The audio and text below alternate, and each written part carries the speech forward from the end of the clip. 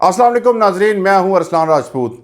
सोचें एक लम्हे के लिए कि रूस के दारुल-हुकूमत मॉस्को की फ़िज़ाओं पर 100 से ज़ायद ड्रोन हमले आवर हों, आसमान पर धमाकों की आवाज़ें गूंज रही हों, गाड़ियां तबाह हो रही हों और अवाम खौफ व हरास में मुब्तला हों। यह कोई फिल्मी मंजर नहीं बल्कि आज की हकीकत है। यूक्रेन ने रूस के दिल पर ऐसा हमला किया जिसने पूरी दुनिया को झंझोड़ के रख दिया। सवाल यह है कि मॉस्को जैसे शहर में जहां दिफाई निज़ाम दुनिया का मजबूत तरीन समझा जाता है, इतने ड्रोन कैसे पहुंच गए और क्या ये जंग एक नए मोड़ पर दाखिल हो रही है? अगर आप भी ये जानना चाहते हैं कि असल हकीकत क्या है, रूस और यूक्रेन की इस ताज़ा कशमकश के पीछे कौन से छुपे हुए राज हैं और इसके आलमी असरात पर क्या असरात मुरतब हो सकते हैं, तो वीडियो को आखिर तक ज़रूर देखें, चैनल को सब्सक्राइब करें, वीडियो को लाइक और शेयर करें ताकि ये आवाज़ ज़्यादा से ज़्यादा लोगों तक पहुँचे। आज हम आपको लेके चलेंगे उस बड़ी ब्रेकिंग न्यूज़ की तह तक। सबसे पहले हम जानेंगे कि रूस के दारुल हुकूमत मॉस्को पर यूक्रेन के ड्रोन हमले की हकीकत क्या है। नाजरीन, आज की सबसे बड़ी खबर यह है कि यूक्रेन ने 23 सितंबर की सुबह रूस पर एक ज़बरदस्त हमला किया जिसका हदफ बराह रास्त मॉस्को था। रूसी वजारत दिफा के मुताबिक उन्होंने 70 से ज़ायद ड्रोन्स को निशाना बनाकर तबाह किया। सिर्फ मॉस्को रीजन में 19 ड्रोन्स गिराए गए, लेकिन इसके बावजूद धमाकों की आवाज़ें मॉस्को के नवाई इलाके तक सुनाई देती रहीं। सवाल यह है कि जब रूस ने अपने दिफाई निज़ाम पर इतना नाज करता है तो फिर ड्रोन्स इतने दूर अंदर तक कैसे पहुंच गए? क्या यह रूसी दिफाई निज़ाम की नाकामी है या यूक्रेन की नई हिकमत अमली का हिस्सा? यह सवाल भी अहम है कि यूक्रेन ने इस वक्त यह कदम क्यों उठाया। रूस के साथ जंग को अब 2.5 साल गुजर चुके हैं। यूक्रेन बारहा रूसी शहरियों को निशाना बना चुका है, लेकिन इस बार हदफ सिर्फ मॉस्को को बनाया गया। इसका मतलब यह हो सकता है कि यूक्रेन रूस के अवाम को उनके दिलों में खौफ बिठाना चाहता है ताकि क्रेमलिन पर दबाव बढ़ाया जा सके। साथ ही यह पैगाम भी दिया जा रहा है कि रूसी ज़मीन का कोई इलाका महफूज नहीं। रूस ने कितने ड्रोन मार गिराए और इसमें से वो कितने हद तक कामयाब हुए, इस हवाले से रूसी वज़ारत दिफा का दावा है कि 70 ड्रोन मार गिराए, लेकिन हर रूसी ज़राए के मुताबिक मकामी शहरियों ने बड़े धमाकों और आग लगने की इतला दी हैं।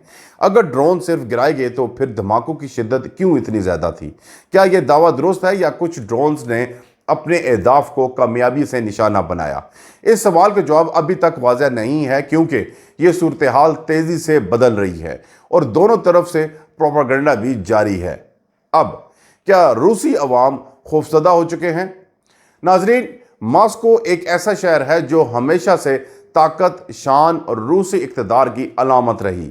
जब वहाँ के अवाम ने आसमान पर धमाके सुने, गाड़ियाँ जलती देखी और सायरन बजते महसूस किए तो खौफ और बेचैनी लाजमी थी। यूक्रेन ने इस हमले के ज़रिए यह दिखाया कि मॉस्को महफूज नहीं। सवाल यह है कि अगर अवाम का एतमाद रूसी हुकूमत पर कमज़ोर हो गया तो क्या ये जंग रूस के अंदरूनी इस्तेहकाम को हिला देगी? क्योंकि नाजरीन, इसी दौरान यूक्रेनी सदर ज़ेलेंस्की ने एक और गैर मामूली कदम उठाया। उन्होंने एक नया फरमान जारी किया जिसके तहत यूक्रेन फौजियों को बैरून मुल्क भेजा जा सकेगा ताकि वो ट्रेनिंग हासिल कर सकें या दिफाई मकासद के लिए एक तैनात हों, क्योंकि बरतानिया और तुर्की वो दो ममालिक हैं जिनका नाम इस बिल में सामने आया है। सवाल यह है कि यूक्रेन अपनी फ़ौज को बरतानिया और तुर्की क्यों भेज रहा है? क्या यह सिर्फ तरबियत है या कोई और खुफिया मंसूबा तैयार किया जा रहा है? ये बात भी गौर तलब है कि अगर यूक्रेन के फौजी बरतानिया या तुर्की में तैनात होते हैं तो इसका मतलब है कि नेटो के दो बड़े ममालिक इस जंग में मजीद बराह रास्त जुड़ जाएंगे।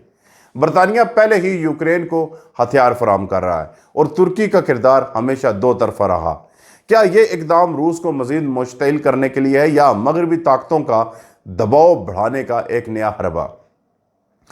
अब क्या ओडिशा रूस का अगला हदफ है? ज़ेलेंस्की ने इस फैसले की वजाहत करते हुए कहा कि यह सब कुछ ओडिशा के दिफा के लिए किया जा रहा है। उनके मुताबिक रूस ओडिशा पर हमला करने वाला है और यूक्रेनी फौज को जदीद हथियारों की तरबियत की ज़रूरत है।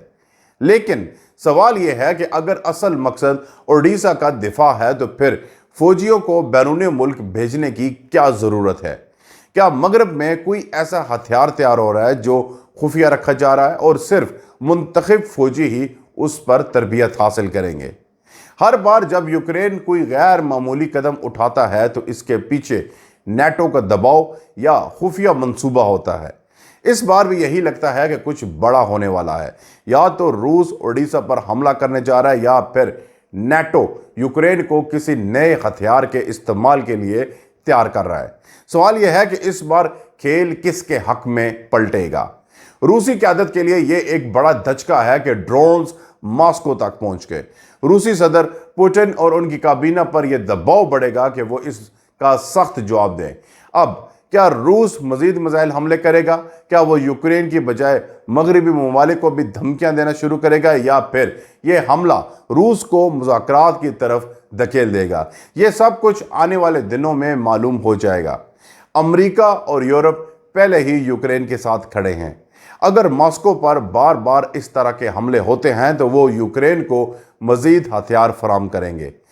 चीन और भारत जैसे ममालिक जो तवाज़ुन कायम रखने की कोशिश कर रहे हैं वो भी मजबूर हो सकते हैं कि अपनी पोजीशन वाज़िया करें। क्या ये जंग आलमी सतह पर एक नया बहरान खड़ा कर देगी? नाजरीन, इस हवाले से कि ये हमला सिर्फ एक ड्रोन अटैक नहीं बल्कि एक बड़े मोड़ की निशानी है। यूक्रेन ने दिखा दिया है कि वो रूस के दिल को हिला सकता है। अब सवाल यह है कि क्या रूस खामोश रहेगा या इसका ऐसा जवाब देगा जिससे जंग एक नई सतह पर पहुंच जाएगी? क्या ये वो लम्हा है जिसका खदशा आलमी तजियाकारों ने बरसों से जाहिर कर रहे थे कि यूक्रेन जंग किसी दिन मॉस्को की गलियों में धमाकों की सूरत में सामने आएगी? नाजरीन, मॉस्को पर ड्रोन हमला और ज़ेलेंस्की का नया हुक्म दोनों इशारा दे रहे हैं कि यह जंग एक ख़तरनाक मोड़ पर पहुंच चुकी है। अगले दिनों में हालात मज़ीद बदल सकते हैं। सवाल यह है कि यह सब किसके हक में जाएगा, रूस के या यूक्रेन के? और क्या दुनिया एक बड़े बहरान की तरफ बढ़ रही है? अगर आप चाहते हैं कि आप तक हर अपडेट बर वक्त पहुंचे और आप दुनिया की इससे बड़ी कश्मकश की हकीकत जान सकें तो चैनल को सब्सक्राइब करें।